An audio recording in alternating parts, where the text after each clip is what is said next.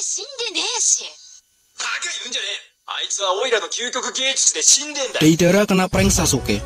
Betapa kesal dan marahnya ia mendengar info bahwa Sasuke masih hidup. Deidara sangat tidak percaya. Ledakan yang sangat dahsyat dengan tujuan untuk melenyapkan Sasuke sampai dirinya mati, itu semua gagal dan sia-sia. Ini dia kisahnya.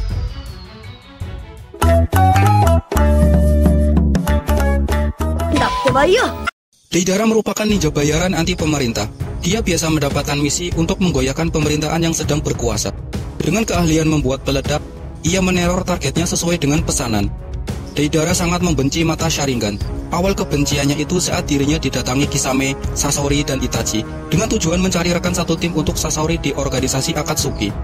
Deidara yang merasa dirinya lebih hebat menolak mentah-mentah tawaran itu dan mencoba menyerang Itachi secara diam-diam dengan tanah liat peledak.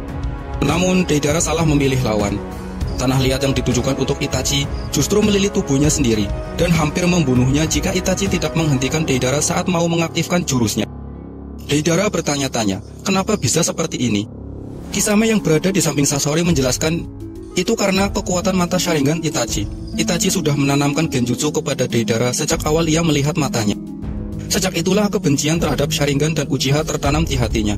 Deidara yang merasa dipermalukan, saat itu juga memutuskan untuk terus berlatih mencari kelemahan Sharingan, sampai waktunya ia akan melenyapkan Itachi.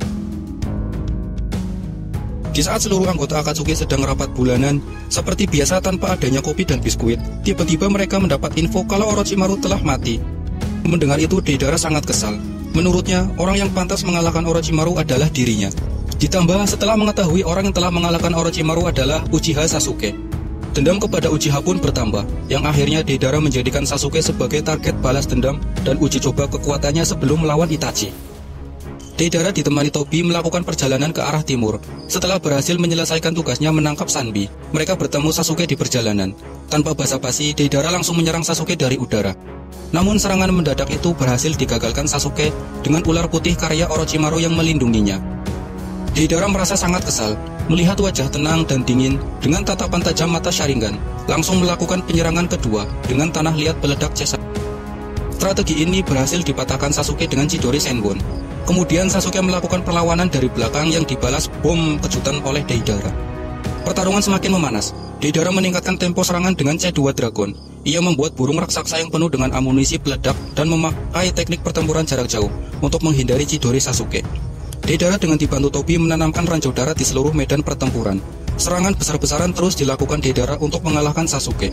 Sasuke yang merasa terdesak akhirnya mengaktifkan segel kutukan.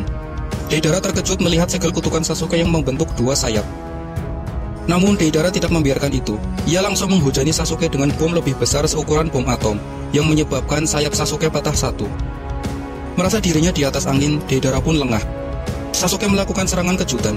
Ia melemparkan pedang yang sudah dialiri cakra, menjadikannya sebagai pijakan dan melompat ke atas.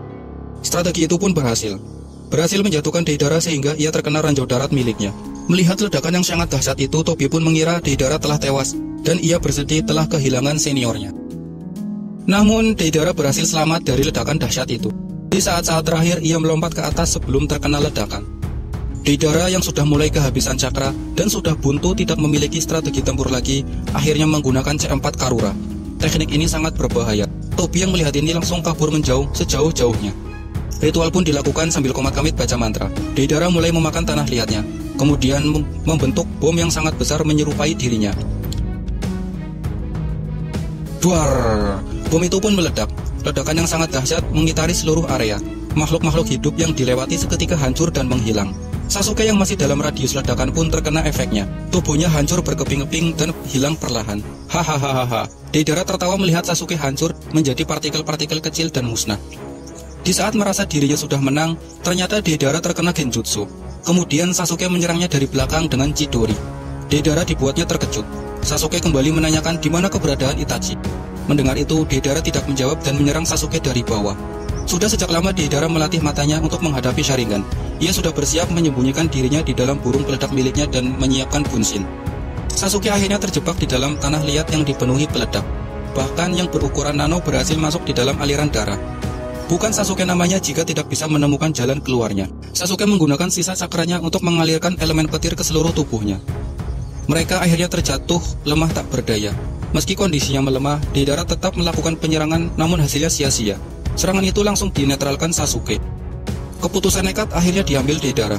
Ia menggunakan teknik terlarang, sebuah teknik yang dapat menghancurkan daerah sekitarnya sampai radius 10 km. Itu setara seperti ke Provinsi Jogja. Deidara pun mulai melakukan ritualnya. Seperti biasa, tidak lupa komat amit baca mantra, dan boom! Dia pun meledak. Secara hitungan Sasuke tidak dapat kabur dari ledakan dahsyat itu, dan Deidara pun sangat yakin Sasuke akan mati bersamanya. Ledakan itu dapat dilihat dari berbagai macam penjuru yang akhirnya menarik perhatian tim Konoha, yang sedang dalam misi mencari Itachi dan Sasuke. Di belahan bumi lain, Suigetsu teringat pesan Sasuke. Jika gambar ular menghilang dari gulungan, maka itu adalah saat-saat kritis bagi Sasuke. Kemudian Suigetsu segera menuangkan darah Sasuke ke dalam gulungan dan melakukan Kuchiyose. Muncullah Manda, ular Kuchiyose yang sangat besar.